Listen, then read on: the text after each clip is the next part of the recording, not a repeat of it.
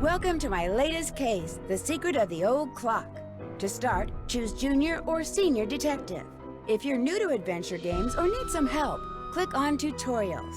The year, 1930. The place, the road to Titusville, where we find Nancy Drew behind the wheel of her blue roadster, pondering this question.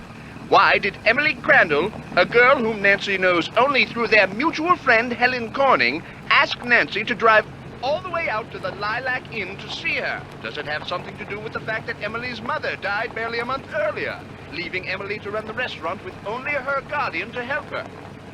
And more important, why, when she called, did Emily sound so desperate? The spunky teenager turns off the main road, blissfully unaware that Emily isn't all that awaits her at the end of the driveway. No, Nancy Drew is about to get her first taste of the mystery, intrigue, and adventure that are to become her destiny.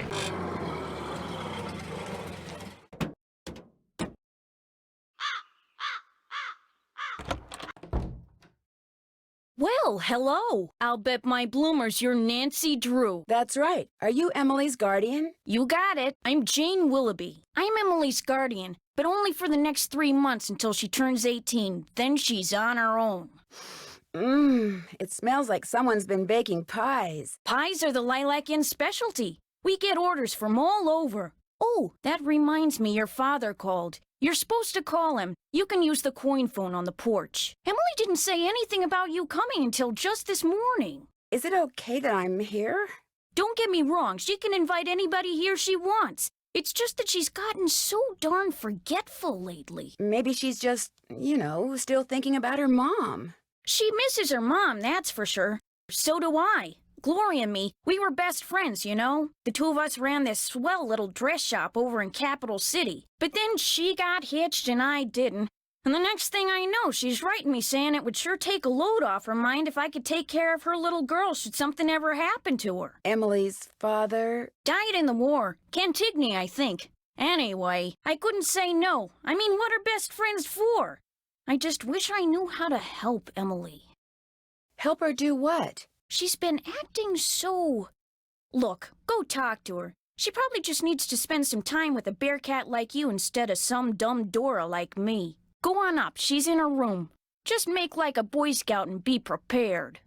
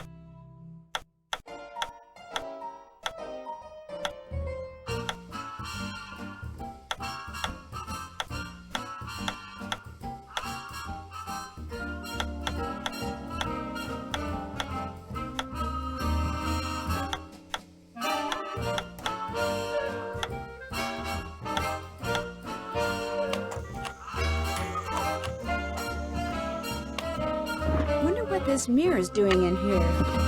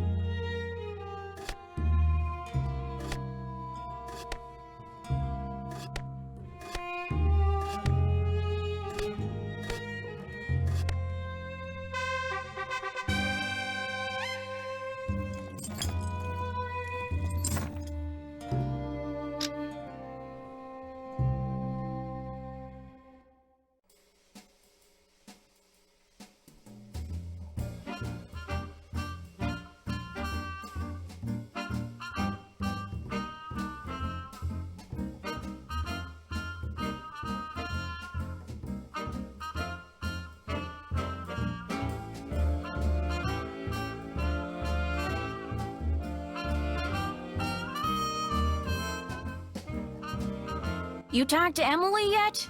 Not yet. Talk to Emily, then talk to me.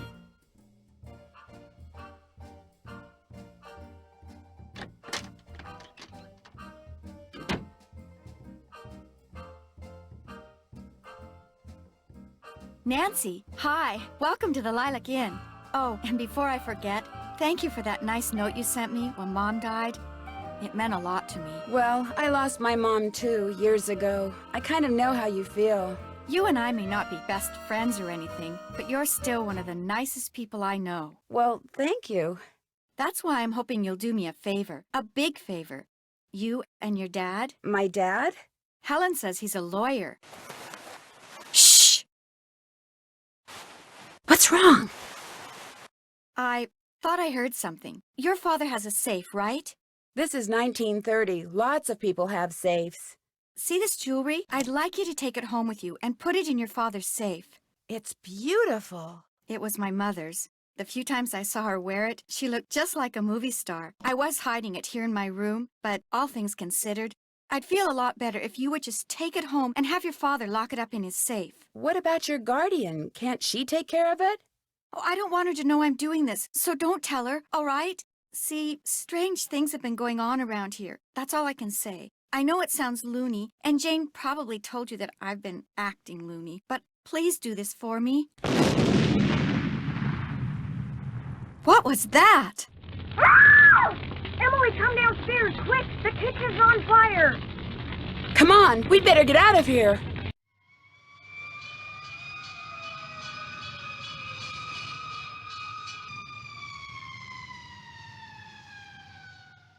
This is horrible, just horrible. The fire chief says the stove was completely destroyed and there's smoke damage everywhere. The inn will have to shut down for months, maybe even for good.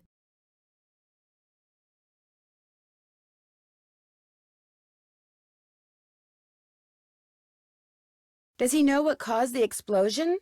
It looked to him like one of the burners on the stove had been left on. The flame either went out or was never lit, but anyway, something made a spark and boom. He said insurance companies are very reluctant to pay out when things look hinky, and that's when times are good. Who was in the kitchen this morning? Emily was the last person to use the stove. Like I said, she's been real forgetful lately. I think she's pretty upset, but it's not her fault. What with her mom passing away barely a month ago, and me showing up, this total stranger who doesn't know the first thing about kids or running a restaurant, and her trying to do everything all by herself. It's just too much, that's all. Who wouldn't go a little off their nut? I better get that. The line to the regular phone got burned up in the fire, so now the only phone we got is the coin phone on the porch. Excuse me. Emily?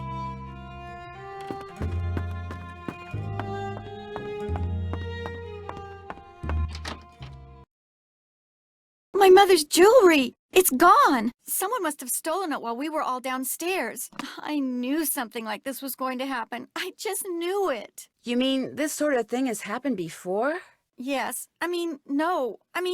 I'd rather not say, but I will say this. I did not leave the stove on. That fire was not my fault.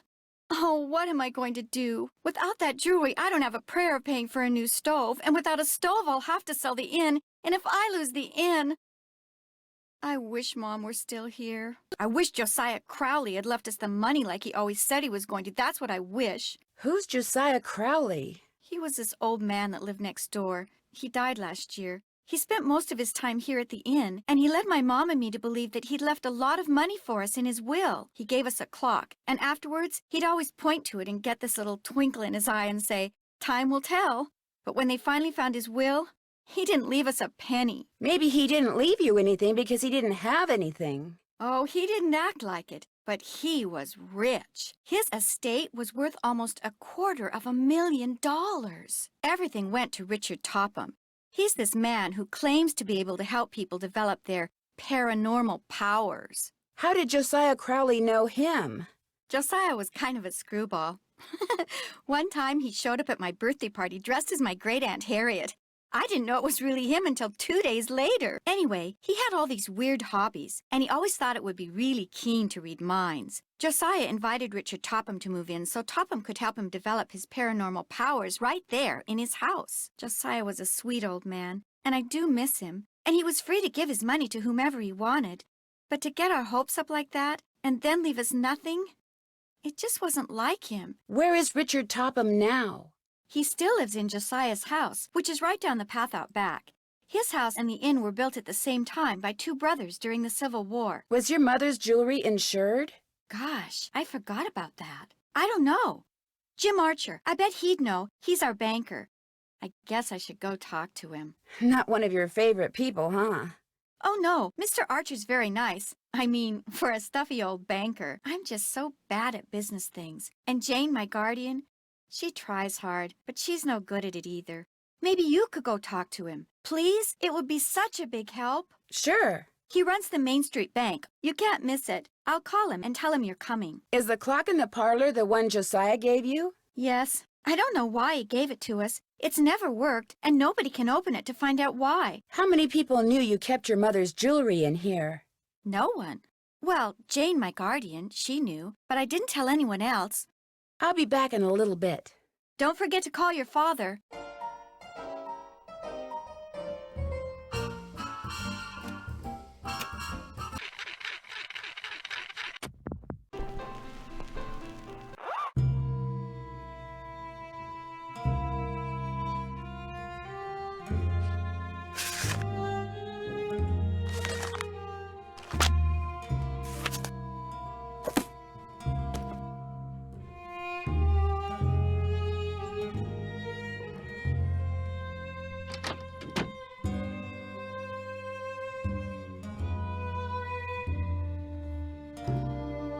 So, is Emily all right? Someone stole her mother's jewelry. What? Did you happen to see anyone go upstairs during all the commotion that the fire caused? No. You mean someone stole it while everybody was rushing around trying to put out the fire? Hypers! If you can't trust a fireman, who can you trust? Emily said you were the only one who knew she had that jewelry. When Gloria was alive, she could have told people about it, or people may have seen her wearing it. And when she died, they knew the jewelry had to be around here somewhere, right? Does anyone in particular come to mind? Sorry. It's been hard enough getting to know Emily, let alone anyone else in this backwater burg. Well, guess better go call the sheriff. Is that your car I saw when I drove up the driveway? My old rust bucket's parked out back where nobody'll see it. Be nice to buy something decent, but last time I checked, my last name was Willoughby, not Rockefeller. Where did that barred bounce game that's in the parlor come from? Do you know? Emily says Josiah Crowley brought it in one day and just left it. Said it was so guests, as in him, would have something to do while they waited for a table. Well, I'll talk to you later. Alrighty-dighty.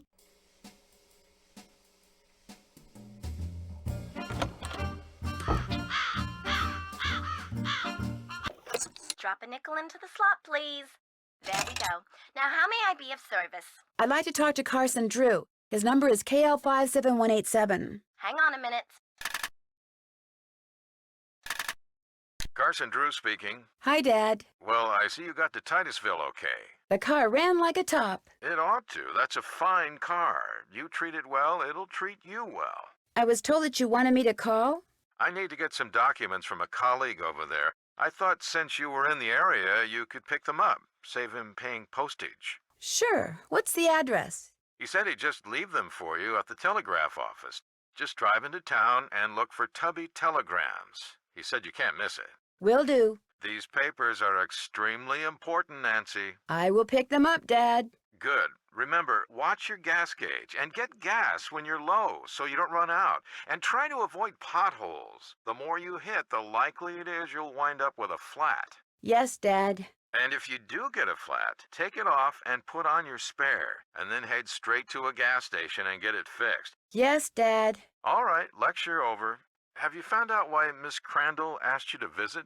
She wanted me to have you lock her mother's jewelry up in your safe. Only someone stole it before I could take it with me. Stole it? Good gosh. That was right after the stove in the kitchen exploded. The stove exploded?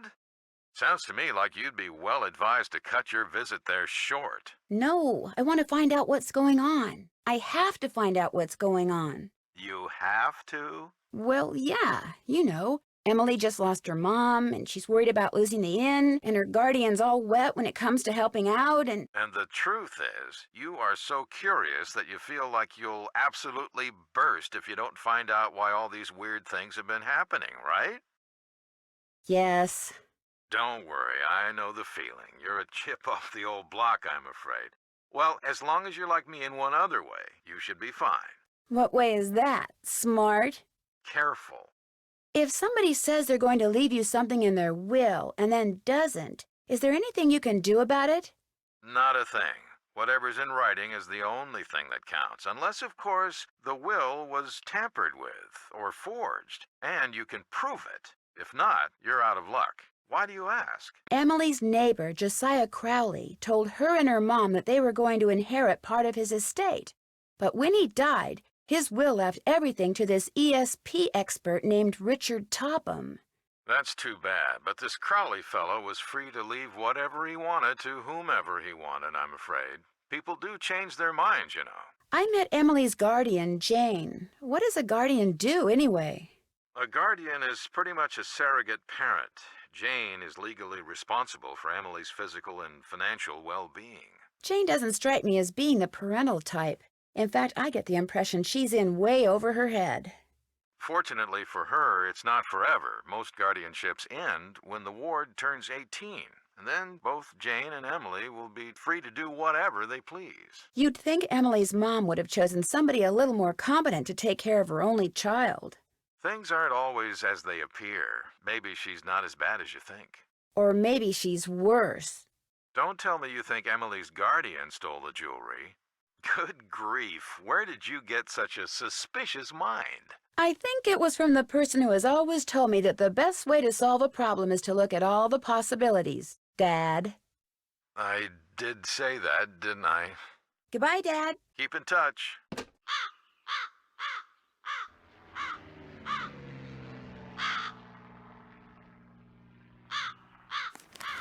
Got it. Looks like someone recently had a key appraised.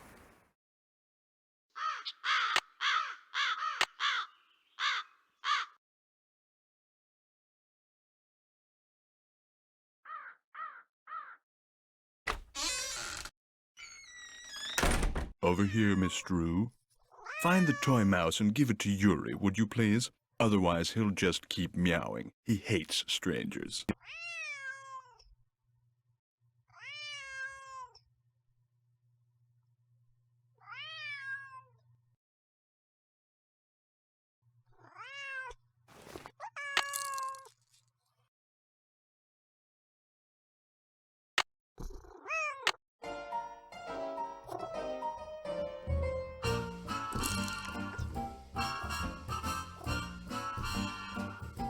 How nice of you to drop by. And thank you for walking instead of parking in the driveway. I'm expecting a pupil. I'd hate for her to have to park on the road. Mr. Topham?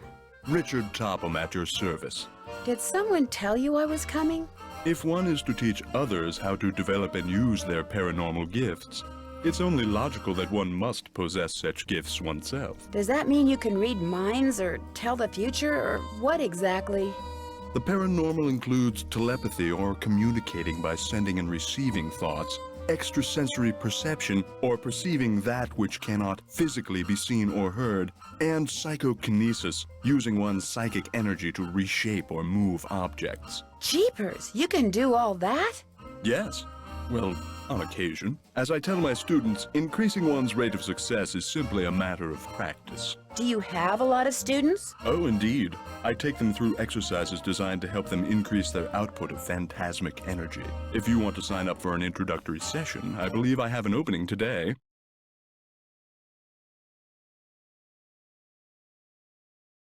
No, thank you. Oh. I'm afraid I'm busy, young lady, far too busy to engage in idle conversation.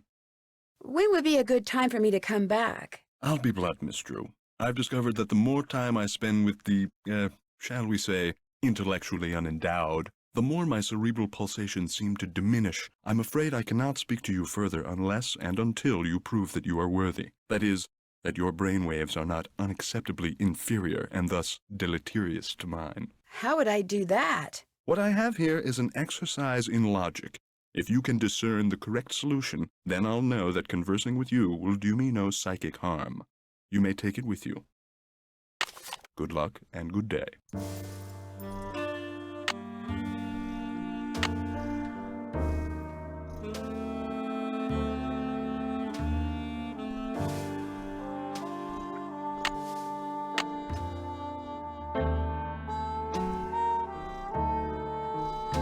That looks right.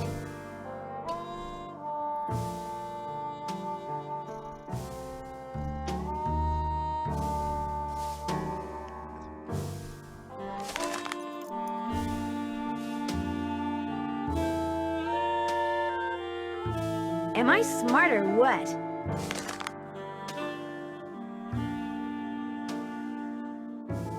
I'm getting there.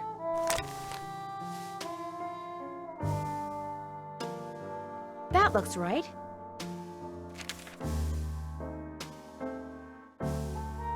Am I smart or what?